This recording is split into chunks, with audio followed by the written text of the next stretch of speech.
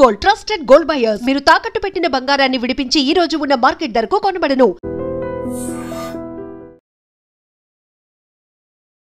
Welcome to iDream news. This is Pavan. Hyderabad లోని వరుస హత్యలు ప్రజలను భయభ్రాంతులకు గురి చేస్తున్నాయి. సో ప్రస్తుతం నేను కామాటిపురాలో ఉన్నాను. కామాటిపురాలోని దేవీబాగ్ ఏరియాలో ఉన్నాను. సో ఇక్కడ కామాటిపుర పోలీస్ స్టేషన్ పరిధిలో అతి కిరాతకంగా ఒక వ్యక్తిని నడి రోడ్డు మీద కత్తులతో దాడి చేసి చంపడం జరిగింది నిన్న రాత్రి. అరవింద్ అనే వ్యక్తి ఇటు దూద్బౌలి నుంచి కిషన్ బాగ్ కి వెళ్తున్నాడు. ఇది దూద్బౌలి ఏరియా అనమాట. ఇటు కిషన్ బాగ్ వెళ్తాడు. ఇదే ఏరియాలో వెళ్తుంటే ఇక్కడ ఇది 3 రోడ్ల కూడలి కాపు కాసి ప్లాన్ చేసి అతి కిరాతకంగా కత్తులతో దాడి చేయడం జరిగింది. మీరు స్పాట్ చూడొచ్చు క్లియర్ గా. ఇక్కడ ముందుకు వెళితే ఇదే ఏరియాలో ఇక్కడికి వచ్చినప్పుడు బండి మీద వచ్చాడు. ఇక్కడ గోడ మీద మీరు క్లియర్ గా చూడొచ్చు, మొత్తం రక్తపు మరకలే ఉన్నాయి. ఇష్టం వచ్చినట్టు దాడి చేయడం జరిగింది కత్తులతో.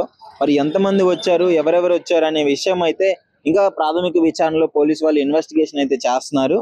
ఇక్కడ చూడొచ్చు, మొత్తం ఇది ట్రాన్స్పోర్ట్ ఏరియా లాగా ఉంది. మొత్తం ఇటు పక్కల ట్రాన్స్పోర్ట్ ఆఫీసులే ఉన్నాయి మొత్తం. ఇక్కడ చూడొచ్చు అంటే ట్రాన్స్పోర్ట్ ఆఫీస్ లో అక్కడ కెమెరా, అక్కడ సీసీటీవీ ఫుటేజ్ ఉంది. కరెక్ట్ గా కెమెరా స్పాట్ లోనే అది మర్డర్ అయితే జరగడం జరిగింది. మార్నింగ్ పోలీస్ వాళ్ళు వచ్చి క్లూస్ టీం వచ్చి మొత్తం ఆ క్లూస్ అన్ని తీసుకొని వెళ్ళిపోయారు. సో ఉస్మానియా హాస్పిటల్కి అయితే బాడీని తరలించడం జరిగింది.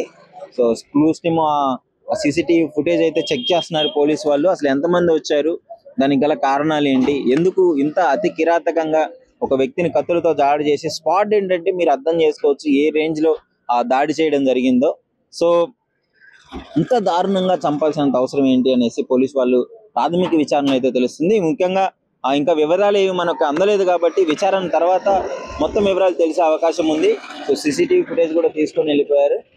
అన్ని చూసుకుంటే ఈ మధ్య కాలంలో 3 మర్డర్లు వరుసగా ప్రజల్ని చాలా భయాందోళనకు గురి చేస్తున్నాయి. జవహర్ నగర్ లో నడి రోడ్డు మీద చంపడం జరిగింది. వారసిగూడలో ఇంట్లోకి వెళ్ళి చంపడం జరిగింది. ఈ రోజు ఇక్కడ సో హైదరాబాదు ఇట్లా హత్యలకి అడ్డాగా మారిపోతుంది. ఇంత గ్రేటర్ హైదరాబాద్ లో ఈ విధంగా చంపుకోవడం, మరి ఏంటి, చట్టాలంటే భయం లేదు, ఏం జరిగినా చూసుకో అంటే వెనకాల ఏమన్నా పవర్ ఉందా, లేదు పగలు ప్రతీకారాలు పెంచుకుని ఈ విధంగా చేస్తున్నారనే విషయాలు అసలు అర్థం కావట్లేదు. కానీ ముఖ్యంగా ప్రజలు బయట తిరగాలంటే భయపడుతున్నారండి. ఎందుకంటే ఇష్టం వచ్చినట్టు ఎక్కడ పడితే అక్కడ చంపుకున్నాడు. లిటరలీ ఇక్కడ ఉన్న వాళ్ళకి కూడా తెలియదు ఇక్కడ మర్డర్ జరిగిందని. నేను అందరినీ విచారించాను. మోస్ట్లీ ఇక్కడ అందరూ హిందీ వాళ్ళే ఉన్నారు, తెలుగు అయితే మాట్లాడలేకపోతున్నారు.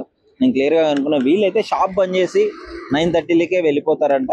మర్డర్ ఇట్లా హత్య ఏ టైంకు జరిగింది ఏంటి అనే విషయం అయితే ఇంకా తెలియలేదు. సో మొత్తం విచారణ తర్వాత పోలీసు వాళ్ళు పోస్ట్ మార్టం తీసుకెళ్లారు. దాని తర్వాత ఇన్వెస్టిగేషన్ తర్వాత తదుపరి వివరాలు అయితే తెలిసే అవకాశం ఉంది.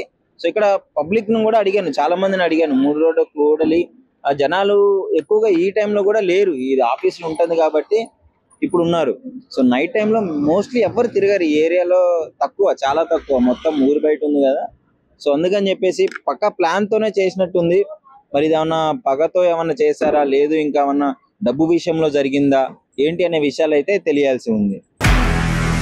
నిజంగా ప్రస్తుతం ఉన్నటువంటి సమాజం దేనికి ప్రయారిటీ ఇస్తుంది? ఆర్థిక సంబంధాల చుట్టూ మాత్రమే తిరుగుతుంది. మళ్ళీ ఎన్నికలంగానే చాలా విరక్తి కలుగుతాం. మంచి అనిపిస్తుంది కదా, లేడీస్ కూడా ఛాలెంజింగ్ జాబ్స్ చేసినప్పుడు చాలా బాగుంటది. ట్రాఫిక్ అసిస్టెంట్స్ గా నియమించిన ట్రాన్స్జెండర్స్ అందరితో సాల్యూట్ చేయించుకుంటున్నారు. ఫుడ్ డెలివరీ ఇవ్వటానికి వెళ్ళినటువంటి డెలివరీ బాయ్ అనిల్ పై కళ్ళ ముందు